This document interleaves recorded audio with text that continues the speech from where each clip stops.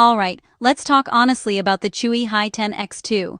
You've probably seen this budget 2-in-1 popping up on Walmart or Amazon, and yeah, the price is tempting.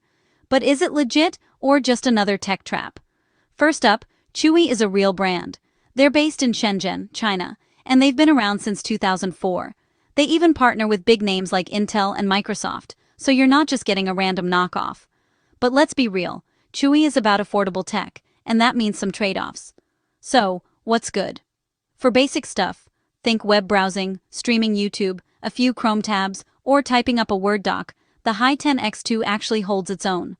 The all-metal body feels surprisingly premium for the price, and that IPS display? Sharp and vibrant, honestly a standout for a budget device. Here's the catch. Don't expect this thing to handle heavy gaming or video editing. The processor's entry-level, so anything demanding is going to feel slow, and battery life? You're looking at 4, maybe 5 hours. Not a full workday, unless you're part-timing your tablet.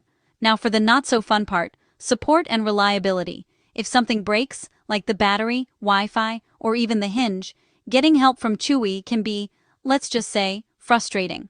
Warranty claims aren't easy, and you might be left fixing stuff yourself.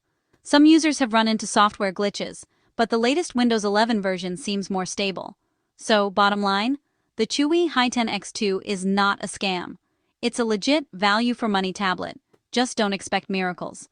If you need a budget device for light tasks and you're okay with a few rough edges, it's worth considering.